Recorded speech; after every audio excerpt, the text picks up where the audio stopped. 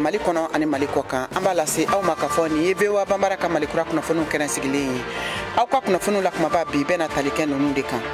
ayira la ka fo nara mara la kuno alamsa no bena marsi kalo cliff la samba flani mugani sabama nega nyeta ani wolo blan tanan gosilen ko feni sanga bi sabaye jakulu mara ma fentigu ye jando da Mali feni tugu nye ameno kunafonu tenten kalasi awma Mali ka ministre mini o sigilen do jamana lakanali ko kuna no e colonel Ismail Wageye ye la selikeni bataki do ye kabla katadi Algerie jamana ma ka foko adalente jekulu marama fentiki koro munu ye marfabla ni ubi wuli ko sema uluka ladriala ameno fena tenten coronavirus bana kunka kuno alamsa marsikalo cliff la samba flani mugani saba ayirala ka fo banabato min yera Mali jamana kono coronavirus bana kunka o hake mogo ba bisabani saba ani mogo binani ni mogo dulu nunu bena ke akwa kuna fonu la kuma badoye ayaw bismillah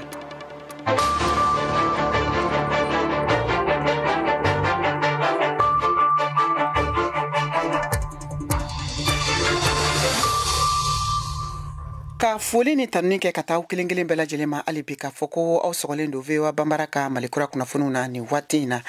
nega nyetani wolon vilantana gusira bamakona lamini na wula nega nyetani flabe Washington DC Amerika jamana faba kono biye jumaye marsikalo kile saba samba fla ani mugani saba sanga bi saba awni Mariam Traoré bena nyongo soro malikura kunkun ana nyenye ka bela jelen tenten kala se awma ka bo studio worona na vewa soba kono Washington DC aw ka kuna fonu fle amtani kunafunu ye Burkina Faso jamana kan jabolaw ka ferekeneba o tako mugan ani shekina min daminena kunyogon temeli ni asenfe Mali jamana tigi dankan Dr Choguel Kogala Maïga tumba kene kan ayirala ka fo Fespako abena datugunga ngunu kan be senani watina ka fo ko Mali jamana tigi no ye colonel Assimi Goïta ye bena songa ye kene kan vewa ka kunafuni dila min be Wagadugu Kader Traoré ale bambolo negeka Kader inula aywa anya me ka fo awo anya me ka fo ko Mali ka jamana tigi no e colonel Assimi Goïta e ba fe kata Burkina Faso fespa ko kunchali keneka mu kuna fonu suraka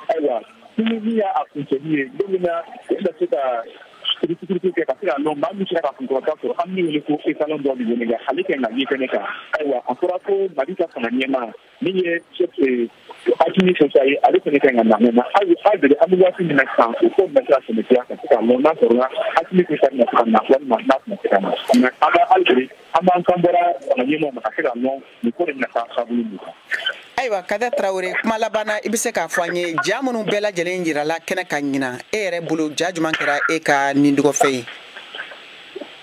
aywa jatana kera ngira ka ba lo ku jani bi tare kera ngoronda na ulu ta sinina ko jani ngona tene ani ji no klama aywa kera kera albi sabuna do chema amni wole ko sur mitraje ni ka sur doni ani ni yore ka jaw ni wole ko lo mitraje ulu kera bi kenika aywa ma yore ko na ta jani ni ko kera ulu ko bon ka jaye min da bana abo asulin Traoré ke ala da ko isi aywa min jalu ni rabonu ma chama ni sara ko ka o yera ni janta ni ma to adu abo so ko ni aywa ma be ko la ko be bi to ni ya ata to asulin Traoré ka ja ya ni soro ni ko na tabula ay sama bo na ko amya tu ni na ko sa ni na ko la ko ma ka ko ka ko ni diyara ye ni tun ye VOA ka kunnafonidila Kader Traoré ka bɔ Wagadugu an ka foli b'a ye an bɛ segin ka taa Mali jamana kɔnɔ bawo a yirala k'a fɔ Mali jamana ka ministre min sigilen don a ka jamana bɛn ani kumaɲɔgɔnya latigɛli kama n'a bɛ wele ko ministre de réconciliation n'o ye colonel Ismaël Ouague ye ale ye laseliw kɛ bataki dɔ kɔnɔ ka taa Algérie jamana ma k'a fɔ ko a dalen tɛ jɛkulu maramafɛntigi kɔrɔ n'o ye CMA ye olu ka tilennenya an'u ka ladiriya la Mohamed Danjogo VOA Bambara tɔgɔla ka bɔ Bamakɔ ale ye kunnafoniw sɔrɔ kan Seben gafen be nan ko ale ma ko Canard de la Venise a ka bidon o boli la a kɔni a yi sinsin mun ye Mali gouvernement ani SEMA ani ka don ka fɔ Algérie olu cɛla gɛlɛya kura min ni o be yen i ka don ka fɔ fo o taara bange Mali gouvernement o ye sɛbɛnfura ci Algérie ani SEMA ma ka i ka don ka fɔ kangarimada kanw ko olu caman ka o fɔ ale ɲama Alfuseni Togo an ka a lamɛn ne yɛrɛ fɛ nin kɔni ye ko ye ko minnu kun kan ka kɛ a mɛnna nka komi gouvernement fana ye bɛɛ lajɛlen jɛ de ye gouvernement ye maliden bɛɛ ka gouvernement de ye même an bɛ groupe armé rebelle minnu bɛ nord la olu yɛrɛ fana bɛɛ ye Mali u bɛ jatela maliyɛnw de fɛ donc gouvernement kun obligelen don ka muɲu donc o muɲu ni o sabali ni welewelew kɔnɔna na u yɛrɛ nana ye k'a fɔ tiɲɛ yɛrɛ la an bɛ yɔrɔ min na comme sisan accord ko in a sera yɔrɔ dɔ ma ni gouvernement ma a ka responsabilité ta a ko bɛ taa ka dan kɛ Abubakar Berté n'ale maliden ale kɔni ka jateminɛ la kabiri Mali kɔni ni Russie la yi tigɛ di ɲɔgɔn ma mun ye SEMA maaw ye olu kɔni ka taabolo yɛlɛma caman donna o la Abubakar Berté a bɛ waatinin bɔ sisan depuis an ye gouvernement ye partenariat signé ni Russie ye an y'a ye groupe armé mun ye SEMA ni a nɔfɛmɔgɔw alliés u don kɛcogo yɛlɛmana Mali yɛrɛ taabolo la quoi.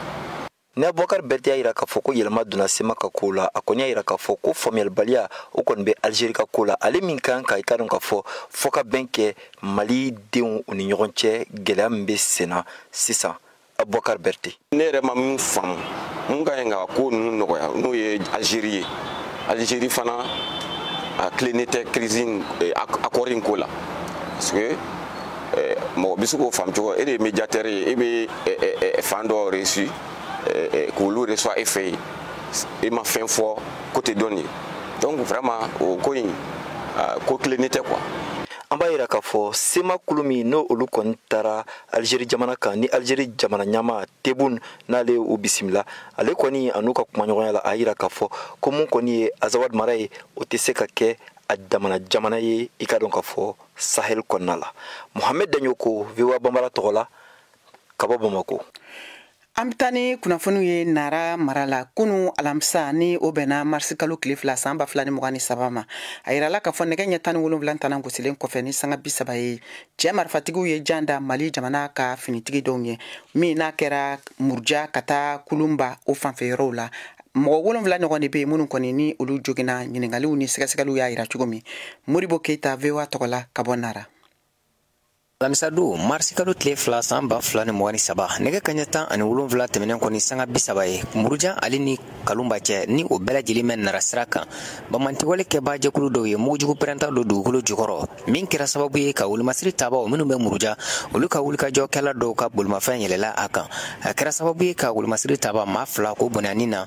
Alu Traoré ale ye kunnafonidila ye Murujan a bɛ ɲɛfɔli ka ɲɛ a ko kan. Murujan ale ni Kalumba ni ɲɔgɔn cɛ o tuma min ye kilo 50 dugu tɛ a kɔnɔna na o furancɛ olu kɔnɔna na ka bɔ nɛgɛ kaɲɛ 17 wagati la ka taa se fitirimagɛn ma ni o ye 19h ye donc kunungo jan dɔw kun dara an ka finitigiw ɲɛ olu minnu bɛ taa ka se kɛ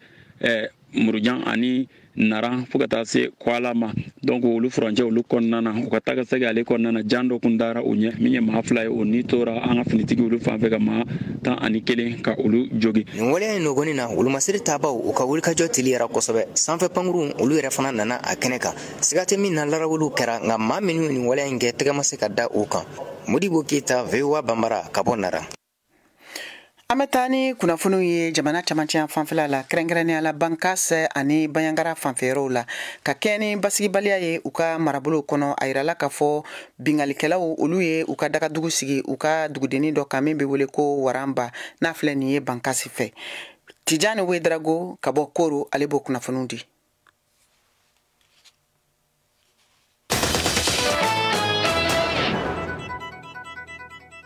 An balimaw an bɛ hakɛto ɲini kɛ aw fɛ an bɛ segin ni kunnafoniw ye yanni labɛn olu ka sabati a yirala k'a fɔ sariya gafe kura min taara Mali jamana kɔnɔna la ni a bɛ wele ko nouvelle constitution min bɛ tali kɛ taabolo ni waliyaw kan ni o dɔw bɛ tali kɛ jamana fanga dafilili cogo kan maliden caman de bɛ yen minnu ye u ka hakilinaw di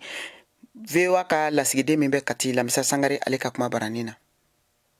Ne tɔgɔ Ismail Keita a tɛna yɛlɛma don coup d'état ko la minnu bɛna fanga la n'u m'u tile n'i y'a mɛn ko constitution jamana sariya sunba de don tubabuw yɛrɛ b'a fɔ ko la loi fondamentale n'i y'a mɛn ko n bɛ so jɔ fo a ka sɔrɔ soubassement dɔ de b'a la sariya sun ninnu bɛ sigi n'o de ye mansa minnu bɛna sigi an kunna ni o bɛna sigi ni élection ye o k'u jilaja u k'u kelen nin kɔrɔ ye o de ye coup d'état tɛ dɔwɛrɛ ye o sɔrɔsiw an y'an dɔ de ye donc ni population sɛgɛnna o y'a ye tumana min na cɛcogo si t'a la a laban o fana bɛ o ka disposition de ta nin kɔni ne bolo sɛbɛnni dama dɔrɔn ne faamaw yɛrɛ fana bɛ se ka baga n'a y'a kɔnɔ cogo min na o bɛ o bila ka ɲuman kɔni kɛ. Ne tɔgɔ Kura Dubiya n'Ala sɔnna fɔra cogo min na Zen o bɛna to coup d'état tɛ kɛ tuguni jamana in kɔnɔ puisque jamana bɛ ka taa cogo min Maliyɛn den caman ka laɲini ye jamana in ka taa tantɔ. An ka sariya suba ale gafe kɔrɔ min bɛ yen nɔ n'i y'ale article 121 ta a sigiden 4 nan ale bɛ kuma yɔrɔ kan o togoya kelen fana na projet de constitution kura min bɛ yen nɔ sisan a ressortir o fana kɔnɔ article 187 la pour dire que i b'a sɔrɔ a nafa de bɛ yen kosɛbɛ kosɛbɛ a bɛ fanga lakana de an y'a essayer le maximum possible k'a éviter quoi donc ne bolo c'est une très bonne chose a ka ye kura kɔnɔ i n'a fɔ a bɛ kɔrɔ ye kɔrɔlen kɔnɔ togoya min na. Ne tɔgɔ Abulayi Sidibe constitution ko tɛ koyi jogo ko de don. Ne tɔgɔ Umaru Dunbiya coup d'état n'i y'a jateminɛ tiɲɛ don jamana ko caman bɛ yen a b'a lasumaya bon yafa tɛ k'a ma fɛnɛ o sɛbɛnnen don nka ni politiciens n'u y'u tile a tɛ kɛ nka n'u m'u tile fɛnɛ fɛn min don a kɛli bɛ kɛ wajibi yɛrɛ ka d'a kan dérobation de don so n'an se b'a la a kɛli man d'an si ye ka d'a kan a bɛ jamana lasegin kɔfɛ kosɛbɛ a wagati kɔnɔna la kuma ye tilenni de n'u tile coup d'état tɛ kɛ nka n'u m'u tile kɔni a sɛbɛnni t'a bali kɛli la dɛ. Ne ye Musa Zanjara ye sifin tɔnjɛkulu dɔ bɛ Mali kɔnɔ société civile cadre kɔnɔna na a bɛ fɔ min ma ko réseau des jeunes actifs n y'o vice président ye n ye coordinateur projet la projet min bɛ yen n'an b'a wele ko jeunesse et la démocratie au Mali n'i y'a ye k'a fɔ tali kɛra o kan kosɛbɛ k'a fɔ coup d'état a yamaruyalen tɛ Mali kɔnɔ cogo si la donc hali ni a kɛbagaw fɛɛrɛ ka sigi mun na protection tɛ se ka k'u ye n'an b'a fɔ ko amnistie n'i ye constitution kura in ta k'a jateminɛ fɛn min tɔgɔ ko coup d'état a yangilen don constitution in kɔnɔ a article 187 kɔnɔna na et je crois bien a ye tali kɛ fɛnɛ constitution kɔrɔlen comme a fɔra cogo min na min taara 25 février 92 la o tun y'a ɲangi cogo min na et je crois bien malidenw ka laɲini kun don fɛnɛ pour que an bɛ nin gɛlɛya min kɔnɔ gɛlɛya wɛrɛ kana na se ka bange nin ko in kɔfɛ u ka laɲini dɔ belebeleba ye jumɛn ye fanga ka se ka sɔrɔ kalafili siraw fɛ ni fanga taraki.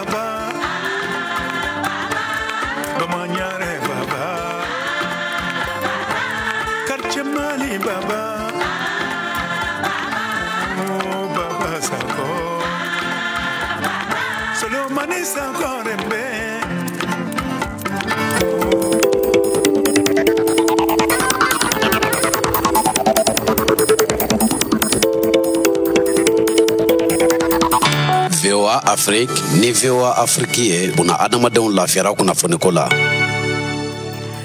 Ayiwa n balimaw an ka foli b'aw ye k'a lase aw ma k'a fɔ aw bɛ ka VOA Banbara ka Malikura kunnafoniw lamɛn hali bi a ka radio fiɲɛ siraw fɛ.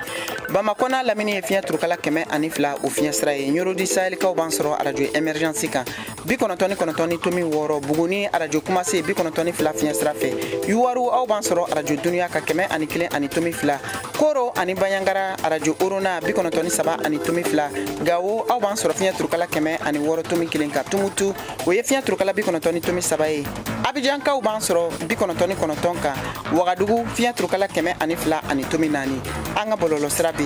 www.voabambara.com walima aw bɛ se k'aw sɔgɔ fɛnɛ an ka page Facebook, YouTube ani Instagram na VOA Banbara. Malikura kunnafoniw bɛ ka lase Mariam Traore fɛ ka bɔ studio 6nan na ni waati na VOA soba kɔnɔ Washington DC. An bɛ taa kɛnɛya minisiriso ka bulon kɔnɔ Bamakɔ kunu alamisa marisi kalo tile 2 san 2023 u y'a yira k'a fɔ mɔgɔ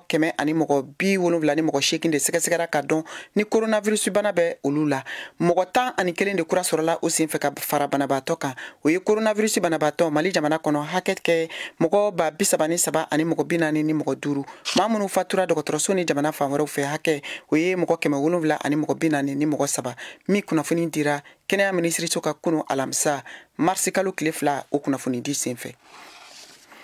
An bɛ tɛmɛ ni kunnafoniw ye i n'a fɔ an tun ye a lase aw ma cogo min na jamana camancɛ fanfɛla la ka kɛɲɛ ni basigibaliya ye min bɛ senna Bayangara Bankase ka taa Koro ani a fanfɛyɔrɔw la a yirala k'a fɔ cɛ marifatigiw taara bi dugudennin dɔ kan min bɛ wele ko Waranba n'a filɛ nin ye Bankase o mara la. Tijani Wedrago VOA tɔgɔla ka bɔ Koro.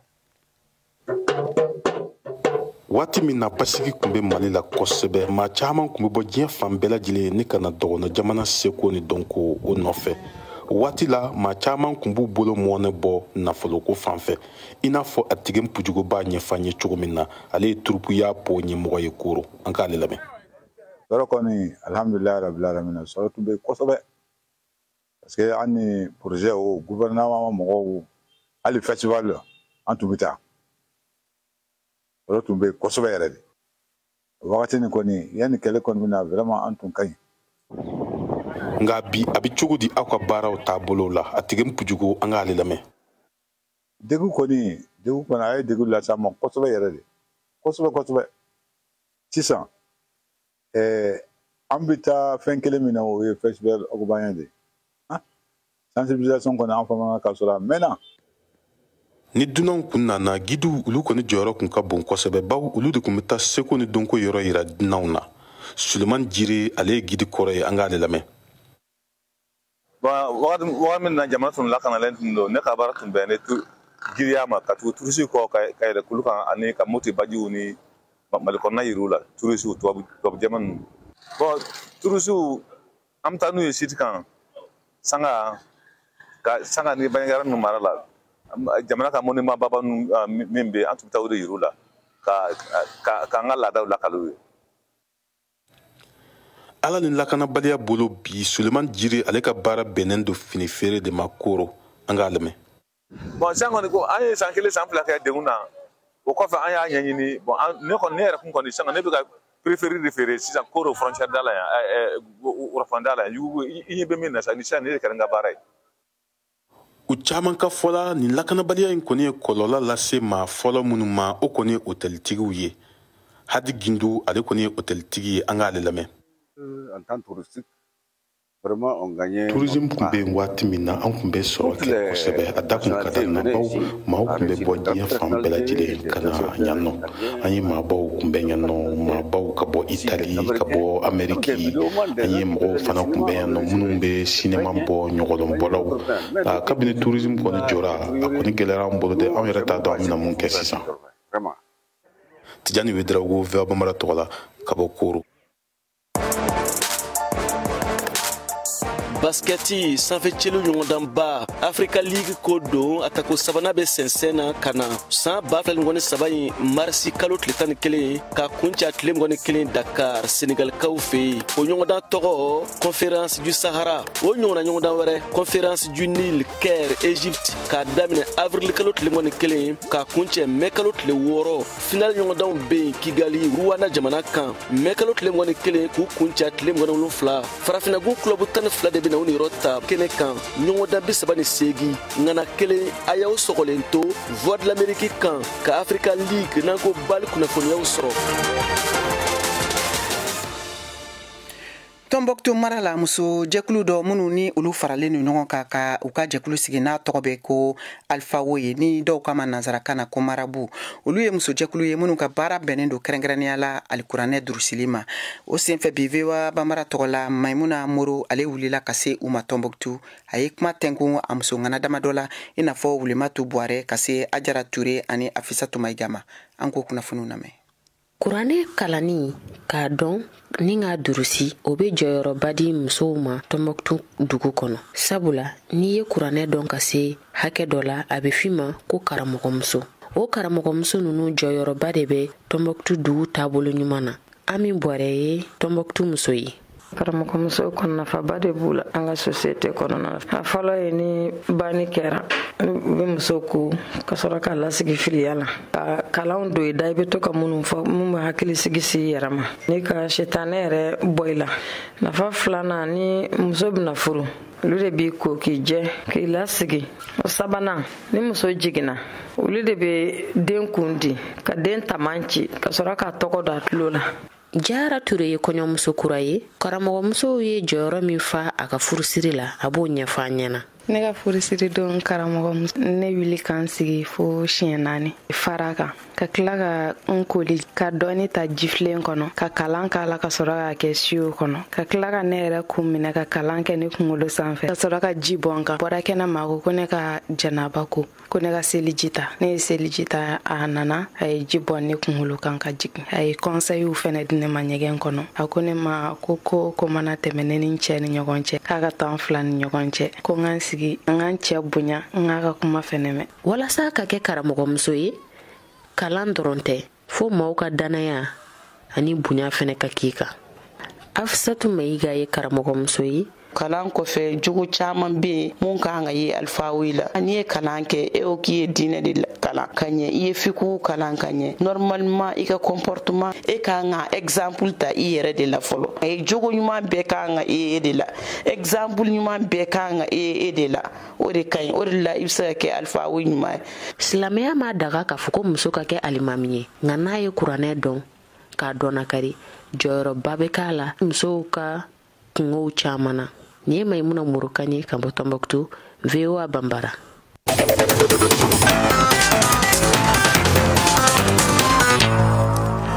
Amtani kunnafoniw ye diɲɛ fan wɛrɛ fɛ ni waati in na a yirala k'a fɔ diɲɛ jamanabaw n'a bɛ wele ko G20 olu ka minisiri minnu sigilen don jamana kɔmako ɲɛnabɔli kunna kɛlen don ka lajɛrɛ kɛnɛ sigi kabiri kunu alamisa min bɛ ka kɛ Inde jamana faba kɔnɔ n'o ye New Delhi ye. O waati kelen a yirala k'a fɔ kumaɲɔgɔnyaw bɛ ka tali kɛ sɔrɔ yiriwali siraw kan diɲɛ fan bɛɛ. Min fana sen kelen fɛ a yirala k'a fɔ Ameriki jamanatigi n'o ye Joe Biden ye Alimankaw ka faama ɲɛmɔgɔ n'o ye chancelier Olaf Scholz bisimila Washington bi juma. Mohamed Ture ale b'o kunnafoniw di.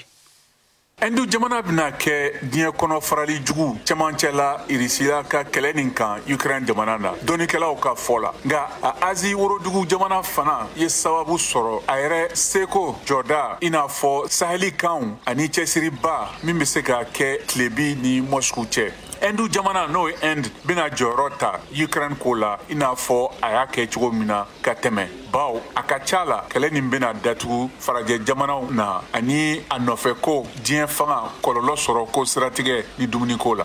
nga Mariam nasra wɛrɛ fɛ Ameriki yan nɔ jamanatigi Joe Biden ye Allemagne jamana ka fanga ɲɛmɔgɔ Olaf Scholz bisimila jumadon sababu min ye ka kelenya cikan ci Chinois ni Rusila jamanaw ma o min bɛ lasomi marifa kura lase cogo la o jɛɲɔgɔn fila ninnu bɛna kɛ u ka sira jira ka taa fɛ ko Chinois jamana bɛna bɔ a ka bila la k'a ka kɛlɛkɛ minɛnw di Rusila ma a ka bingani kama Ukraine jamana kan o wale sugu bɛ se ka kɛ kɛlɛ taabolo falen kosɛbɛ n'a y'a to Moscou ka fɛnw minnu dɔgɔyara olu falenna kokura Chinois ye Allemagne jamana ka jagokɛ ɲɔgɔn ba dɔ ye wa a ka ca la farajɛ jamana n'o ye Europe ye y'u janto kosɛbɛ ka tɛmɛ Amérique kan ka ɲɛsin ɲɔgɔn dan gɛlɛn ma ni Pékin ye Amérique fana bɛ Chinois jamana jalaki ko a bɛ marifa lase Russie jamana ma walasa k'a dɛmɛ a ka kɛlɛ la Ukraine jamana kan Pékin bɛ ban o la o taama nin bɛ kɛ Kremlin ka dimi lawuli min ye lasomini kɛ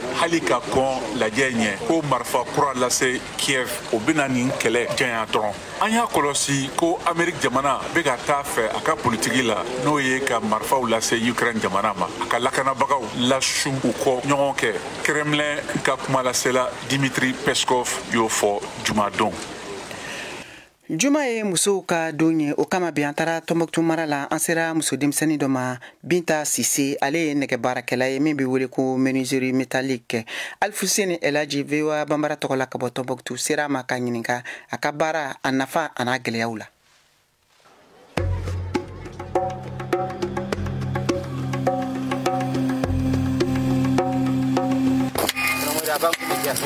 Camancɛ kalan diplôme min bɛ wele brevet de technicien BT jate la n'o ye comptabilité ye o bɛ Binta bolo nka o bɛɛ n'a ta Binta y'i ɲɛsin menuisier ma min bɛ soudeli kɔfɔ kɔngilanw a n'a ɲɔgɔnna caman o baara ninnu a bɛ waati jan bɔ musow kun t'a kɛ ne wulila famille mun na sɛgɛnnen do dɔɔni o de ne bila baara in na mun yɛrɛ ne bila la Dieu merci sɛgɛn dɔrɔn de do sinon ne donna na ne y'a lajɛ nafa mun b'a la alhamdulilayi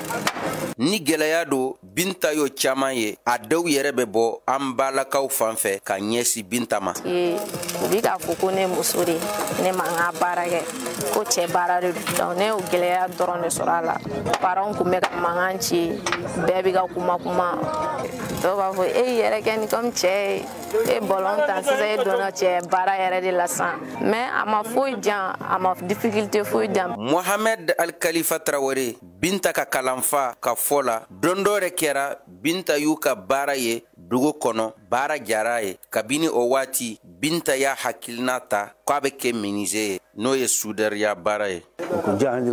kabini o dɔn a ma baasi foyi de y'a la a b'a ka baara kɛ a cogo la a bɛ mɔgɔw bonya fana o fana ye fɛnba ye baara kɔnɔ barisa n'i ye mɔgɔw bonya i bɛ se ka dɔnniya caman sɔrɔ a t'a yɛrɛ fusa ni foyi ye n'a mana bila fɛn o fɛn na a b'a ko dɔn a daminɛ na Binta somɔgɔw kun ma sɔn fewu nka Binta ma salaya a y'a cɛsiri somɔgɔw labanna ka jɛ n'a ye an bɛ waati min na i komi sisan Fatelimudu Al-Muktar n'o ye Binta ba ye o bɛ waso n'a ye a baara kɛ so kɔnɔ cogo min a baara kɛ kɛnɛma cogoya de a bɛ muso baara bɛɛ dɔn so kɔnɔ a bɛ taa baara kɛ fana kɛnɛma a bɛ taa ka baara kɛ a ye nafa fana bɛɛ y'a la mɔgɔw kɔni u seko kɛ an y'an seko kɛ a k'a dabila mais an ma sɔn baara min na Binta ka diɲɛnatigɛ gulonnen do min na Binta ka laɲini ye ka musoɲɔgɔn caman wɛrɛw ye ka baara in ɲɔgɔnna kɛ teriya ko de do ne bɛ ka dɔw yɛrɛ convaincu u ka se ka na tuguni ka baara in kɛ hali n'a soudure tɛ u ka baara wɛrɛ de ka fara ka menuisier baara kan atelier la Binta bɛ so kɔnɔ baara misɛnninw kɛ n'a jiginna o dɔrɔn tɛ farikolo ɲɛnajɛ ka d'a ye kɛrɛnkɛrɛnnana wula o wula a bɛ taa ka club la n'o ye lafiya club ye ka taa sɛnɛtɔlantan kɛ ka da nin kan sisan Siyaka Tarawele ka farikolo ɲɛnajɛ kunnafoni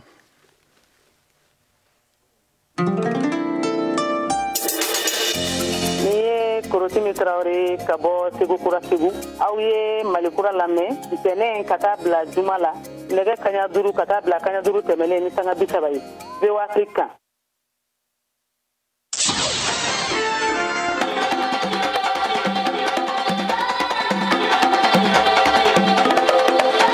Basketi sanfɛ celu kunda Mali la saison kura n'o ye ɲinan san 2017 saison ye o be daminɛ bi jumadonya in na marisi kalo tile 3 san 2017 baskɛti degeli karamɔgɔw a jalatigɛbaw a ɲɛmaw baskɛti tanaw fɔɔ ka taa se kunnafonidilaw ma bɛɛ tun bɛ hakilina falen-falen dɔ kɛnɛ kan min hakilina tara mali baskɛti fédération ɲɛmayaso fɛ a hakilina falen-falen kɛra kunu alamisa marisi kalo ye tile 2 san 2017 bamakɔ a hakilina falen-falen bolila baskɛti sariya kuraw kan diɲɛ fantan 4 fɛ mamadu bubeli konate mali baskɛti fédération ɲɛmayaso la ale ka baara ɲɛsin bɛ musakako ma an masalala basket ko change la a règle change la a tableau change la ni ma a ɲɛfɔ entraîneur ni joueur ni arbitre ye a bɛ se ka na ni fili ye a bɛ se ka na ni tiɲɛni ye donc o y'a to an ye u bɛɛ wele ni tile 2 na k'a ɲɛf'u ye tableau kura minnu bɛ basket la ani a règlement kura minnu. An balimaw wa y'a faamu cogo min na ni de bɛna dan sigi aw ka bi kunnafoniw na min kɛra dɔgɔkun kunnafoni labanw ye aw ni ci aw ka kulomajɔ la aw k'an bɛn waati wɛrɛ.